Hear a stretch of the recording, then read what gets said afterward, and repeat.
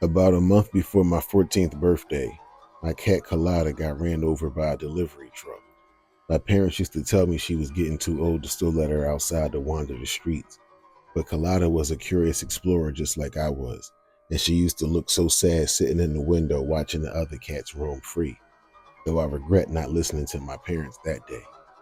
My birthday fell on a Saturday. My aunt and uncle told me that they would be picking me up from school that Friday and taking me out to a movie and then dinner. Me and my uncle Sean were the biggest Halloween fans and couldn't wait to see the new Michael Myers film, and I chose to go to Ponderosa Steakhouse just like I did every year. After we ate, Aunt Tammy told me they still had one more surprise for me before they dropped me back off home. I asked what it was. They wouldn't tell me. I was told to just be patient and enjoy the ride, and the ride it was. I fell asleep in the back of their car, only to wake up in a dark parking lot in what seemed to be the middle of nowhere. I looked out into the night to try to see where we were. My uncle and aunt climbed out of their car and told me to come with them. As we walked toward a large building, I began noticing how elaborate the Halloween decorations were. "We're going to a haunted house too?" I asked. I was surprised. I knew Aunt Tammy wasn't a fan of that sort of thing, but Uncle Sean told me to just relax. I glanced at the sign in the yard before walking up the steps. Robinson Funeral Home. Whoa, I'd be fine to walk around haunted houses for an entire day, but I didn't fool around with dead bodies at all. As Uncle Sean rung the doorbell, I was thinking to myself how much Aunt Tammy had changed. She didn't even seem nervous at all. Me, on the other hand, I wasn't so sure I wanted to go through with this. In mid-thought, the door was yanked open by a large man. He immediately reached out, grabbed Uncle Sean, and gave him a hug. They greeted one another, then the man hugged Aunt Tammy. He commented about how it had been too long since he had last saw them, and I was confused. We were invited inside. Then Uncle Sean introduced me to Mr. Dave. The two of them had served in Iraq together back in the 80s. During our introduction, a woman walked into the room, carrying a kitten in her arms. Mr. Dave introduced everyone to his secretary. I asked if I could pet the cat.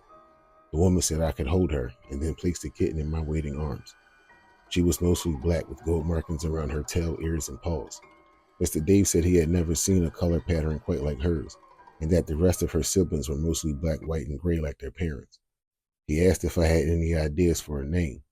I think I rattled off a couple before I said one that everyone seemed to like a lot. I named her Rebel. My aunt asked me if I liked her. Of course I did. She then asked me if I liked her enough to take her home. Aunt Tammy already had my parents' permission. Toys, food, and a new bed would all be waiting for Rebel when we got home. I hugged my aunt and uncle and thanked Mr. Dave and his secretary. My birthday weekend was off to a fantastic start. We were all set to walk out the door. Then Aunt Tammy suggested I use the restroom before we started the hour-long drive. The restroom in the basement was closer, but the one all the way up on the third floor didn't have a corpse anywhere near it. It was a no-brainer which one I chose to use. I quickly dashed up the steps and went to go handle my business. It was a bit disappointing that the upper levels weren't decorated like the first floor. They had some top-quality stuff down there, far from dollar store level. On my way back down, as I walked the landing between stairways, I could hear scratching noises coming from the other side of one of the doors. It must have been where the rest of the kittens were. I badly wanted to open the door and see them, but I knew it wouldn't be the right thing to do without permission. I instead chose to crouch to the ground. I stuck my fingers under the door and wiggled them. My hand was caressed by multiple little paws. I then walked back down to the first floor. The secretary had already left and Mr. Dave was waiting for me so he could turn out the rest of the lights. As we were ready to step outside, I asked Mr. Dave if the kitten's parents were up in the room with them. He asked me what I meant. When I explained my question, Mr. Dave told me that I had taken the last cat and there were none left, and the parents were at his sister's house where they've always lived. Uncle Sean joked that I was hearing things after seeing the horror movie, but then I told them I had stuck my hand under the door and felt the other kittens. Me and Mr. Dave walked back up to the door. He opened it and cut the light switch on. There were a bunch of boxes, a few file cabinets, and a desk. I asked if the kittens could be hiding behind something. Again, he assured me I took the last one. I played with Rebel the entire ride home. My excitement blocked out any weird thoughts I would have gotten otherwise. But every time Rebel did something crazy, as in all the time, I thought about how strange it was for me to get a black cat from a funeral home right before Halloween. As far as whatever touched my hand, Uncle Sean said there probably was a long coat or something hanging on the back of the door. That's hilarious. Most times my uncle would invent crazy scenarios to try to creep me out more.